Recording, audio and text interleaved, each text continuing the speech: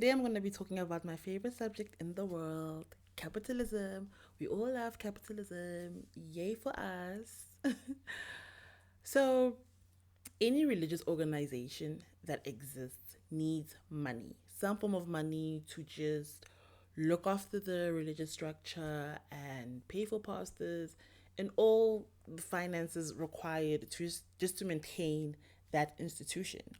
And similarly to that, the Jehovah's Witnesses also need money. They need money for their books that they hand out to people, so the creation of those books.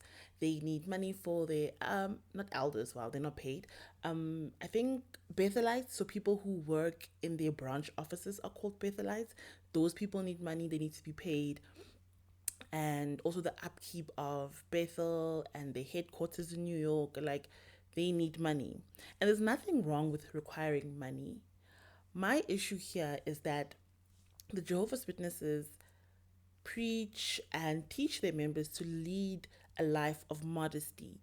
And this life of modesty also includes them not being educated past high school. The Jehovah's Witnesses denounce, frown upon, and even outrightly tell members not to pursue a tertiary education. So basically, you can't make proper money, but yet you must take the little that you have and give the organization. And then what they go and do, which is so annoying to me, is that they pay for some of their church members to pursue a tertiary education. Like my friend got offered basically like a bursary from them to go study law. And this is where I realized that this organization puts capitalism ahead of the human rights of its members. They're investing so much into their legal department because of all of the disgusting things that have been going on. And it's at the cost of members basically having to be taught something and then being told, no, no, no, no, you're special. You can pursue a tertiary education as long as you help us. And if you've ever visited Bethel, which I have, you notice that they also have skilled labor there. There's doctors, nurses, accountants, people who need some tertiary education to help them sustain and manage and just keep running this big machine. So for me, I'm realizing that no, this organization does not care about its members. It only cares about itself and its financial pursuits. I just think to myself, like, what kind of life are the governing body members living?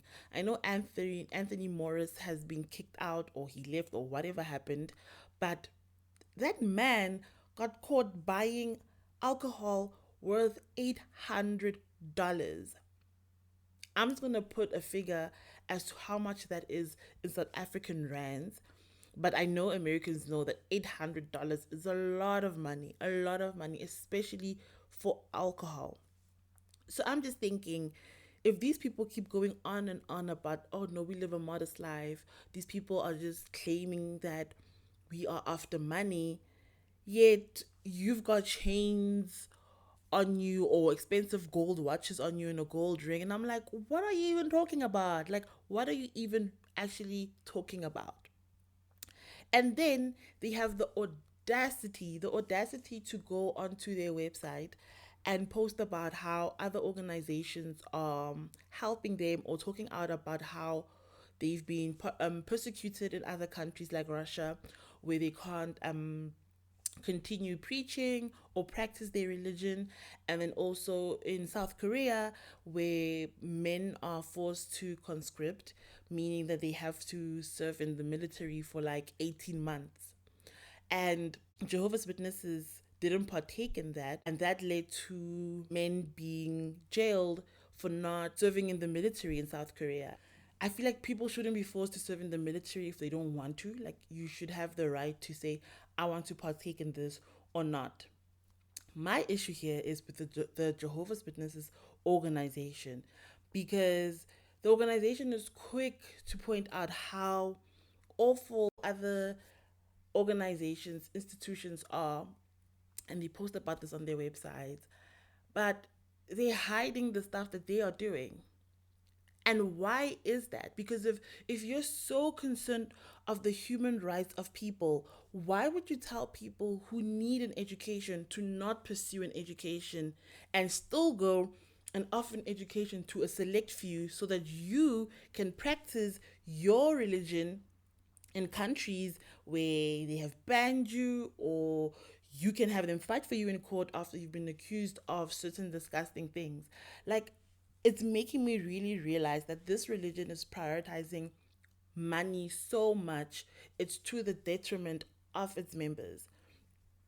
Now, I think to myself over and over, why are they then investing so heavily into the legal department? Like, why are they having members go to university to become lawyers and then work for them? And then that for me cemented what I believe. And to Jehovah's Witnesses, they might say this is an outlandish statement, but it's not.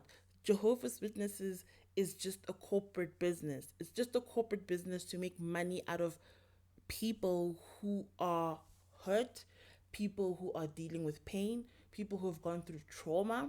And this is why the organization is doing so well in third world countries where they are growing and they have a following that's actually growing, because people, firstly, in third world countries have so many things going wrong for them. So many things are going horribly wrong.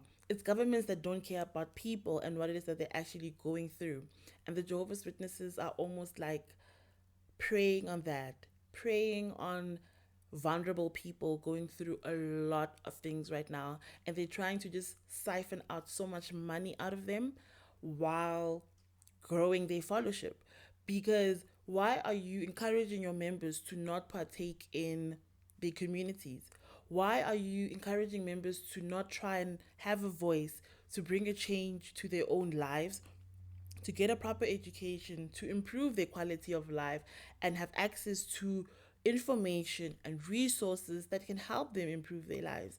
Like, the Jehovah's Witnesses don't want any of this. And you have to ask yourself why. Why is the self improvement of people so scary to them? Why do they not want people to just improve their lives and just become better versions of who they are?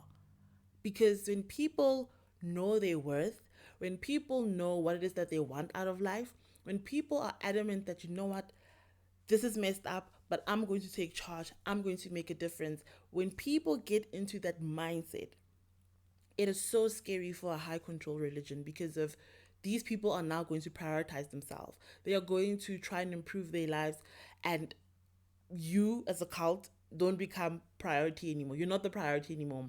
You are like second best, third best, I don't know. On their list, you're just not number one anymore. And that shows me that the Jehovah's Witnesses don't want that. They don't want people improving themselves, because when you improve yourself, you know what it is that you want out of life.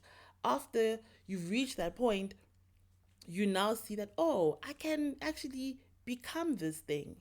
And I can still love God while doing this thing. Because of you putting yourself first does not mean you don't love your God. You prioritizing yourself, in fact, means you do love yourself so much that you see that your God has created a worthy being. So if you're looking after yourself and if you are prioritizing yourself, you are doing nothing wrong. You're doing nothing wrong other than just honoring your God and saying that the life you've given me is so meaningful and I'm going to try and make the most out of it. And I don't understand why a religion would hate that unless they are after money. Because you're out here talking about how your human rights are being violated in countries where you've been banned, but you're not talking about the human rights of members and how they are being violated within your organization. And you stifle them and you try to brainwash them, which you didn't even try, you have done it. You've brainwashed them, you have forced them to live a life of so little meaning. Imagine your whole life dedicated to this organization, an organization that harms and hurts people and just extorts from people. So I say again, the Jehovah's Witnesses do not care about the human rights of their members, they care about the human rights of themselves, if there is such.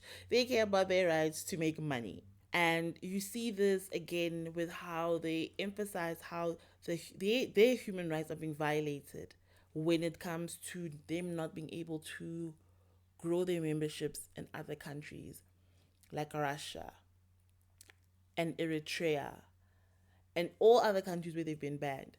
And I just think to myself, is your concern here the human rights of your members that have been jailed, or the fact that you can't grow in that country? And if you can't grow, you can't make as much money as you want out of these people. So is it the human rights that you actually care about? Or is it actually the money that you can make off of these people because of of the conditions that they're going through?